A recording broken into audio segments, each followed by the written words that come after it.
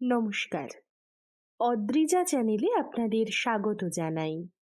আজ দেবশ্রী চক্রবর্তীর লেখা শিখা গল্পের শেষ পর্ব আপনাদের সামনে তুলে ধরতে চলেছি।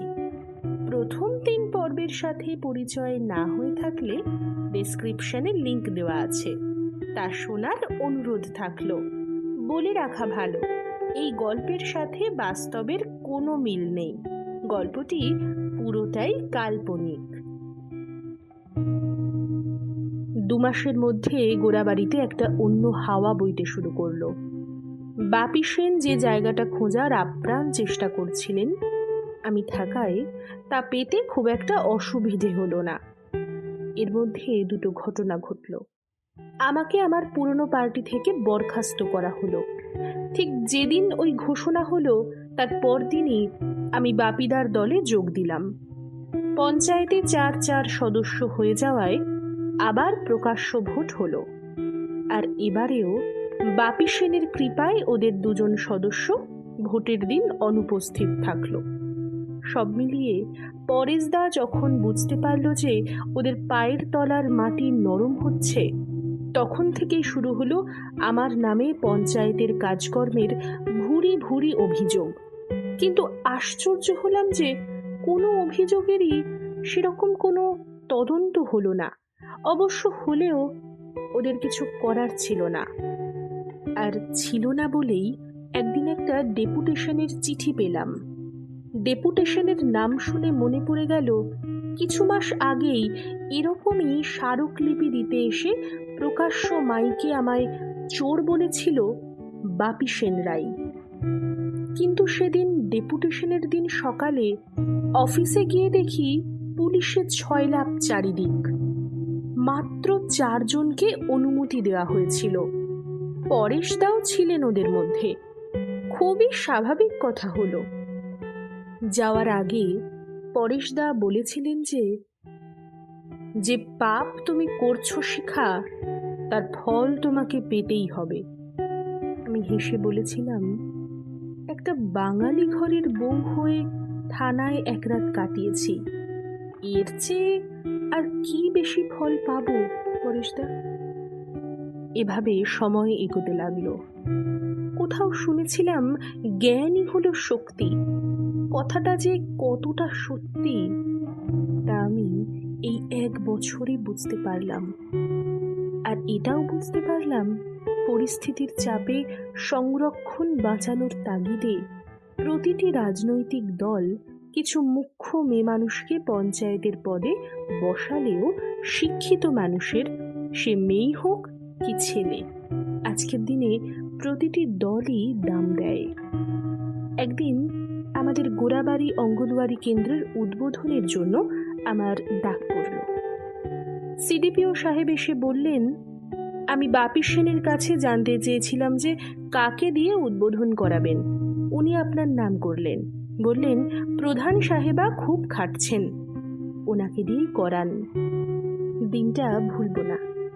সকাল সকাল স্নান সেরে একটা ভালো শাড়ি পরে পায়ে হেঁটেই অঙ্গনওয়াড়ি কেন্দ্রে পৌঁছালাম। আমাদের গ্রামের প্রায় সকল মেয়েরাই হাজির ছিল সেখানে, আর তার সাথে হেলথের দিদিমণিরাও। সিডিপিও সাহেব একটা ছোট্ট মাইক জোগাড় করে এই প্রকল্পের নানা গুণগান গাইলেন। তারপর বললেন, আমাদের মধ্যে উপস্থিত আছেন আমাদের গোড়াবাড়ি গ্রাম পঞ্চায়েতের প্রধান মাননীয়া শিখা মণ্ডল। তাকে 2-1টি কথা বলার জন্য অনুরোধ জানাচ্ছি। লোকসম্মুখে এর আগে কখনো ভাষণ দিইনি, তাই প্রথমে খুব লজ্জা লাগলেও পরে যখন দেখলাম আমার চারপাশে যারা আছে তাদের সঙ্গে আমি বিগত 5টা বছর একসাথে আছি, তখন এই ভয়টা হঠাৎই যেন চলে গেল। আমি স্পিকারটা মুখের কাছে ধরে বলি, সবাইকে আমার সশ্রদ্ধ প্রণাম ও ভালোবাসা দিয়ে কয়েকটা কথাই বলবো। প্রথম হলো যে এই অঙ্গনওয়াড়ি কেন্দ্রটি এতদিন প্রাইমারি স্কুলের মধ্যেই চলছিল। সরকার থেকে টাকা পেয়ে আমরা 1 বছরের মধ্যে পাকা বিল্ডিং নির্মাণ করলাম। কিন্তু এই যে নির্মাণ, এই যে আজকের অনুষ্ঠান, সবই বৃথা যাবে যদি না আমরা অঙ্গনওয়াড়ির সব নিয়ম মেনে চলি। আমরা মায়েরা সারাদিন ঘরের কাজ, মাঠের কাজ করে সবচেয়ে কম ধ্যান নিজেদের দিকে দিই। সবার শরীর খারাপ হলে তাকে নিয়ে হাসপাতালে ছুটে যাই, কিন্তু নিজেদের কিছু হলে চেপে থাকি যতক্ষণ না পর্যন্ত বিছানা নিচ্ছি। স্বাস্থ্যের দিদিদের অনেক বাণী শুনি, কিন্তু মেনে চলি সিকি ভাগেরও কম। ভিটামিন, প্রোটিন যত সব খাবার আছে সবই রান্না করি, আর সবার তলানিটা খাই আমরা নিজেরাই। আমরা সবাই ঘরের বউ। এই তো নয় যে আমাদের সবাইকে ঘর থেকে চাপ দেওয়া হয় এই সব কাজ করার জন্য, কিন্তু তবু আমরা করি। আর করতে করতে আমাদের স্বভাবে দাঁড়িয়ে গেছে এই বদ অভ্যাসগুলোর। কিন্তু আমরা ভুলে যাই আমাদের বুকের দুধ খেয়েই আমাদের ছেলেমেয়েরা বড় হয়। নিজেরা সর্দিতে ডুবে থাকলে ভুলে যাই যে সেই সর্দি বসা বুকের দুধ খেয়ে বাচ্চাটারও কতটা ক্ষতি হচ্ছে। এভাবে দেখতে গেলে একটা একটা করে আমাদের প্রায় প্রতিটা সন্তানেরই কিছু না কিছু ক্ষতি করছি আমরা মা হয়েও, আর তার সাথেই নষ্ট করছি এই গ্রামের ভবিষ্যৎকে। গর্ভবতী মা এই অঙ্গনওয়াড়ি কেন্দ্রে এসেও নিজের ভাগের খিচুড়ি অন্যান্য ছেলে মেয়েদের খাওয়ায়, আর এটা ভুলে যায় যে তার পেটে যে বড় হচ্ছে খিচুড়িটা তারই বেশি দরকার। তাই আপনাদের সবাইকে বলবো, পাকা ঘর হওয়াটাই বড় কথা নয়, আমাদের ভেতরের নরম অংশকেও পাকা করতে হবে, শক্ত করতে হবে। আর বেশি কিছু বলবো না, ভালো থাকবেন, ধন্যবাদ। আমি কোনোদিনও ভাবিনি যে আমি এত বড় ভাষণ দিতে পারবো, আর এটাও ভাবিনি যে সেই বক্তৃতার পর এত তালির ঝড় উঠবে। সেই ঝড়ের মধ্যে আমার চোখ খুঁজছিল যাকে, তাকে শেষ পর্যন্ত দেখতে পেলাম। আমার শাশুড়ির কোলে অবাক চোখে তাকিয়ে আছে আমার দিকে। সেই চোখ যা একদিন আমার বিদায় যাত্রা দেখেছিল পুলিশের সাথে, তা সেদিন যেন খুশিতে ঝলমল করছিল, বা হয়তো আমার ঝাপসা চোখ সেই দুটো ছোট চোখের খুশিকে খুঁজে পেয়েছিল।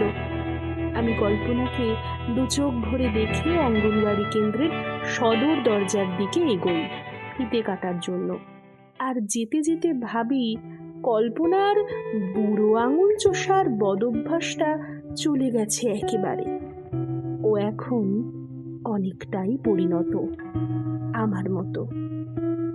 কিন্তু এই পরিণত হতে হতেই একদিন খবর পেলাম পঞ্চায়েতের পদগুলোর সংরক্ষণ তালিকা প্রকাশিত হয়েছে, আর তাতে গোড়াবাড়ি গ্রাম পঞ্চায়েতের প্রধানের আসনটি 2013-র পঞ্চায়েত নির্বাচনের জন্য অসংরক্ষিত রয়েছে। মনে আছে সেদিন রাতে স্বামী বেশ বেজার মুখ নিয়ে বাড়ি ফেরে।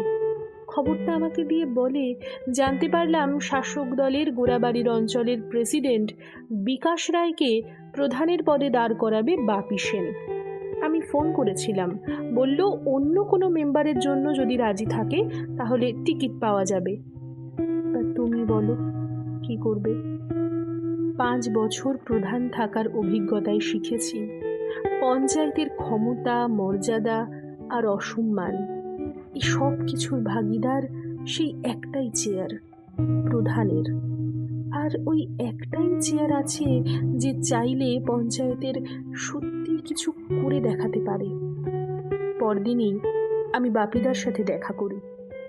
1.5 বছর আগে আপনাকে কথা দিয়েছিলাম গোড়াবাড়ির 8টা আসনেই আপনার দল জিতবে।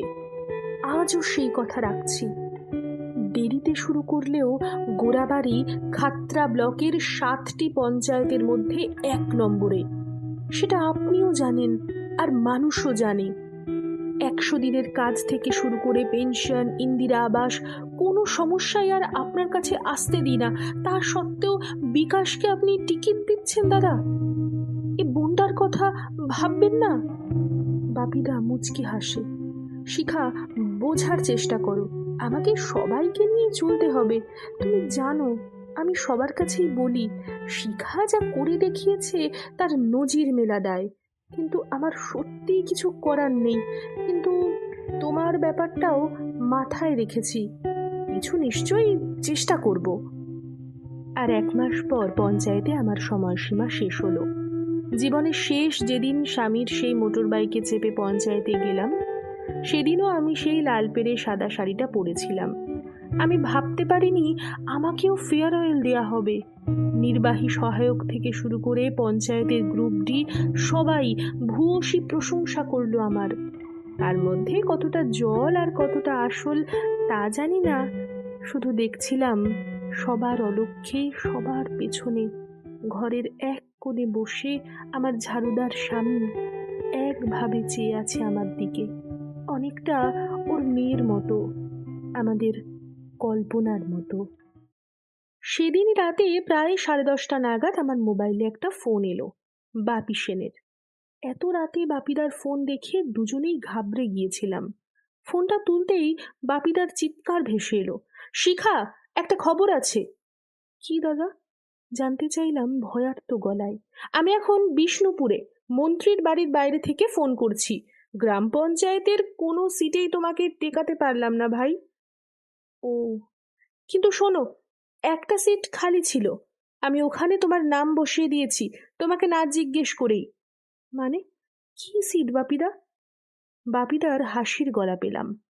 গোড়াবাড়ির প্রধানের আসনটা এবার আনরিজার্ভ থাকলেও খাতড়া ব্লকের পঞ্চায়েত সমিতির সভাপতির আসনটা কিন্তু মহিলাদের জন্য রিজার্ভ ছিল।